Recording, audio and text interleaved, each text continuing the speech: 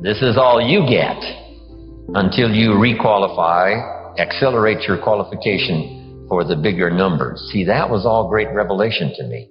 It's not less problems that makes you successful. It's more skills that makes you successful. I don't want to live like this anymore. And then you begin a new search.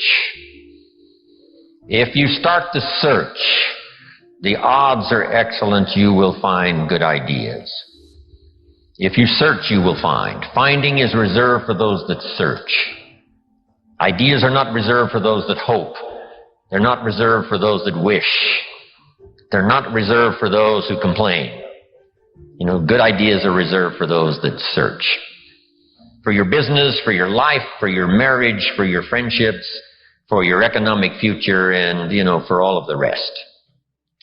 We've all heard the expression, nothing so powerful as an idea whose time has come. How very true. It's incredible when an idea finally comes and the time is right, what can happen. So, when an idea and its time is ready, it can be incredible. Nothing so powerful as an idea that comes at the right time. Sermons you've heard and the lyrics of the songs you've listened to and personal conversations and meetings and trainings and seminars and books you've read, all of that, right? You got the three numbers. And just maybe, this weekend could well be that fourth number for you that you've been looking for. And the lock will open and the door will open and there could be some real new accelerated opportunity for you over the next few years of your life. And the chances are excellent if you keep going to as many things as you can get to in terms of information, ideas, seminars, lectures. Because if you go continuously and systematically, some of them will be routine, some of them may be ordinary, and then just once in a while, some may be extraordinary, and you're never the same again. And you'll look back on that experience and say, that was one of the days that turned my life around. No matter how successful you are, be willing to learn some more. Because I know how meaningful ideas can be. The name Earl Shope, still rings in my mind. I'm 25 years old. After the Girl Scout story experience, I'm introduced to a man who I had a chance to go to work for. And over the next 5 years, the ideas he shared with me not only made me rich, but gave me the foundation for a long-term career of sharing ideas, building business, making profits, hopefully wise investments, made an extraordinary contribution to my life. This unique man, he only went to the 9th grade in school. So the things he shared with me over that 5-year period were very simple, very ABC. But that's where I got all of those simple phrases. He said, for things to change for you, Mr. Rohn, you have to change. What a new revelation. Next, he said, don't wish it was easier, wish you were better. All of this started me on this unique journey of what I now call personal development. Here's another one. This is, don't wish for less problems, wish for more skills. It's not less problems that makes you successful. It's more skills that makes you successful. I tried to convince him by showing him my paycheck that I wasn't doing well, and I blamed it on the company. And I said, this is all the company pays. He said, no, that's all the company pays you. I thought, well, that's a new way to look at it. He says, doesn't the company pay some people 3, 4, 5 times this amount? And I said, well, yes. He says, well, then this is not all the company pays. This is all you get until you requalify, accelerate your qualification for the bigger numbers. See, that was all great revelation to me. I tried to convince him that things cost too much. He said, no, you can't afford them. All of these were new ways of looking at things. Unbelievable. I don't know how far you want to go. Here's the first essence of life, and that is self-preservation. To produce enough to take care of yourself. To produce enough to survive. To produce enough to take care of yourself. And self-care is important. So the first challenge in life is to take care of yourself. It is to survive. So, to produce enough to survive, to take care of yourself. But now what's next? Well, all alone, it's a lonely life.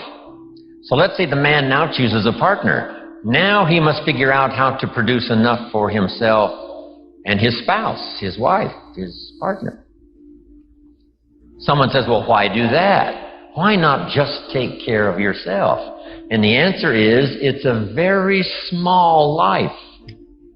It's a very limited life. We wouldn't call it flourishing. We wouldn't call it abundant. Just taking care of yourself. That is the first rule, but that's only the beginning. So the man gets married. Now he must produce enough for himself and for his wife. And here's the key phrase to make a note of: to live the higher life. A life of togetherness. So, to join with someone, now you must produce enough for yourself, for your partner. Now, is that it? And the answer is no. How about children? Let us have children. That's a unique experience. So now if the man has a wife and now he has children, here's the challenge: to produce enough for himself and his family. Now someone says, well, why take on all of that? Why not just take care of yourself? You could, yes, but you couldn't live this more extraordinary life without taking on the responsibility of having a partner, having some children, and live that kind of extraordinary life. So I think everybody would agree. Now, is that the end of it? No. Here's the next challenge: to produce more than you need for yourself and for your family.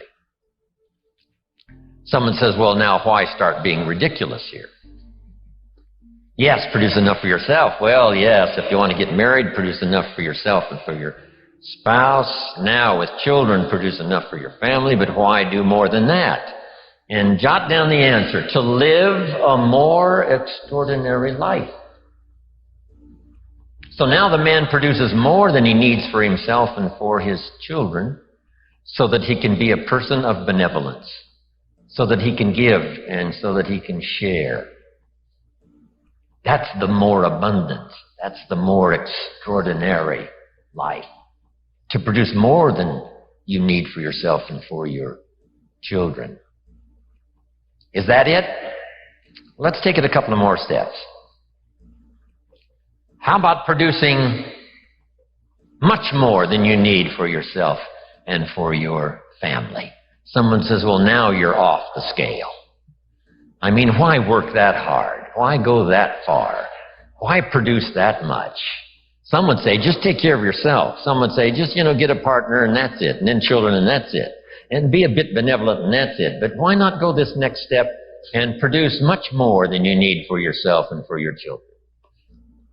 And when someone says, why do that? All of us know the answer, right? Why not? If you've got the talent and the skill and the opportunity, why not put all of that together and see if you couldn't produce much more than you need for yourself and for your family? No matter how successful you are, be willing to learn some more. We in the Millionaires Club invite a billionaire once in a while to come talk to us. And he says, well, you guys are doing okay, but how about stepping up, right? How about multiplying by 2, by 3, by 5, by 10? Come on, you've just gotten started. So no matter how well you're doing, we could all use another idea, a couple of other things that linked together with what you already know could give you a whole new burst of productivity and extraordinary lifestyle. Here's what locks up the doors of opportunity for good ideas, and that's cynicism. All you have to be is a practiced cynic. Cynical about the government, and cynical about politics, and cynical about the future, and cynical about the economy. Cynicism locks all the doors. But if you'll be thankful for what you have, however modest or however much it is, I think that's the beginning of receiving a flow of new ideas. Here's another note to make. No one person has all the answers. No one person has all the ideas. We need to gather ideas from a variety of voices and from a variety of experience, from social to personal to political to the management of time, the conservation of resources, business, entrepreneur, career, all of that. Being a good parent, a good mother, being a good father, being a good friend, a business colleague. You got to have a whole variety of ideas. Next is a little phrase that I'd like to have you memorize. And if you memorize it, I'm sure it'll follow you for the rest of your life. From testimonials and personal experience, we have enough information to conclude that it's possible to design and live an extraordinary life. I hope you will give that little phrase some consideration, and here's what's next. I hope you buy the idea. More ways and means to design and live for you an extraordinary life. Now make these notes. Ideas plus inspiration. That's the mixture that really turns things on, sends a entrepreneur program into high gear. Ideas plus inspiration. We need ideas for the goals and plans, and we need inspiration for the emotional vitality to put it to work, to make it grow, make it multiply, for translating response into results. You've responded to the call, come, search, look, listen, take notes, get it. But here's the key, guidelines for translating response into results.